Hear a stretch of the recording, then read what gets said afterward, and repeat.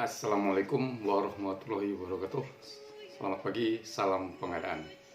Jangan lupa minum kopi yang suka kopi. Baik, Bapak Ibu, para pengelola pengadaan di seluruh Indonesia, perkenalkan nama saya Muji Santosa. Kita akan membahas sesi ini mengenai pengadaan langsung. Pengadaan langsung dapat dilakukan dengan banyak cara. Ya, pengadaan langsung diatur di mana? Diatur dalam Peraturan Presiden Nomor 16 Tahun 2018 dan Peraturan RP Nomor 9 Tahun 2018. Bagaimana pengadaan langsung untuk nilai di bawah 200 juta? Banyak caranya. Pertama, bisa dikonsolidasikan dengan paket yang sama di kantor sendiri atau dengan kantor-kantor lain, sehingga nilainya besar, sehingga pengadaan menjadi menarik dan harga bisa turun. Jadi jangan sibuk kita dengan pengadaan, tapi sibuklah ada kinerja. Jadi jangan banyak sibuk dengan banyaknya pengadaan ya. Kedua, meski nilai di bawah 200 juta bisa juga ditenderkan. Ketiga, bisa dilakukan pengadaan ke satu penyedia dengan sekali transaksi. Keempat, bisa dilakukan pengadaan ke satu penyedia dengan berkali-kali transaksi.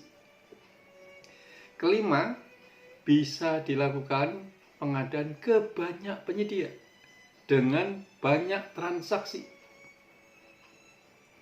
Berikutnya, jadi pengadaan langsung dapat dilakukan dengan dikonsolidasikan dan juga dapat dilakukan dengan banyak penyedia.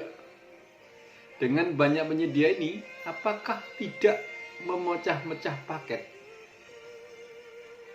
Kebanyak penyedia bukan memecah-mecah paket, karena ini adalah paket tender yang dipecah-pecah sehingga menghindari tender, bukan begitu. Jadi kebanyak penyedia bukan memecah-mecah paket, karena ini bukan paket tender.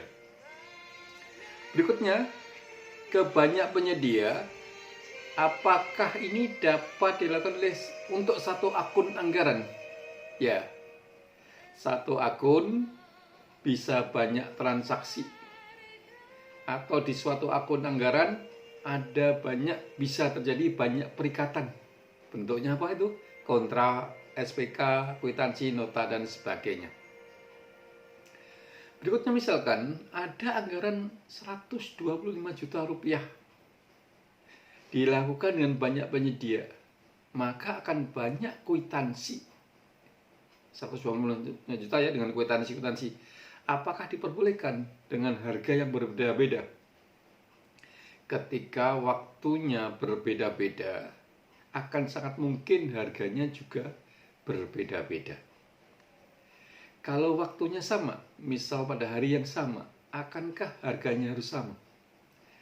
Dalam waktu atau hari yang sama, harusnya harganya sama, kecuali penyedianya tidak menyanggupi memenuhi semua volume, sehingga diperlukan penyedia tambahan, penyedia yang berbeda, maka akan ada harga yang berbeda-beda. Contoh, apalagi pada saat ini, pada saat kejadian darurat wabah corona, ketika satu penyedia tidak bisa memenuhi, bisa ke penyedia yang lain.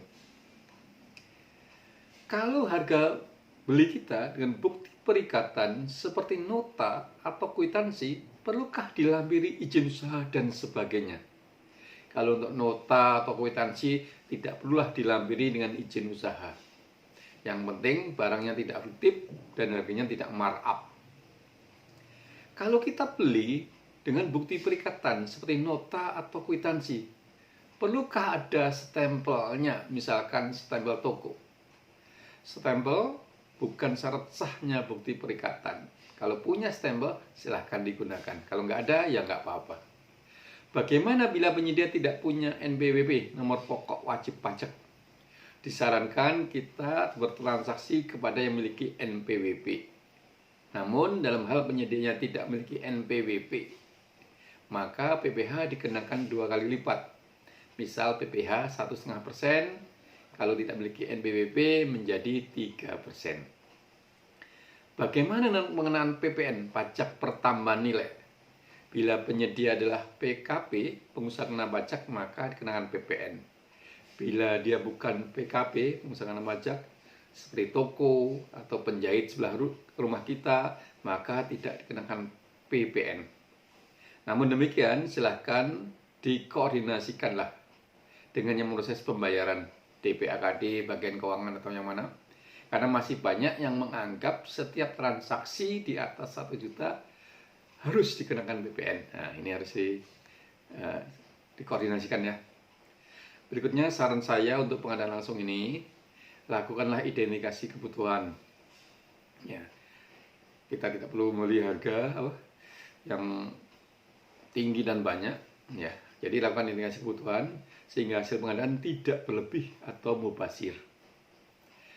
Kita carilah harganya wajar. Semakin harganya fluktuatif yang terjadi di pasar, maka diperkuat dokumentasinya. Jangan ada fiktif, jangan markup, dan jangan ada fee atau sesuatu yang kita terima.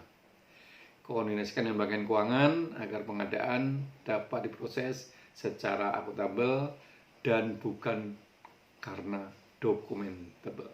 Salam pengadaan. Ya, silahkan subscribe. Mudah-mudahan kita bisa berlanjut pada sesi-sesi yang lain. Salam pengadaan.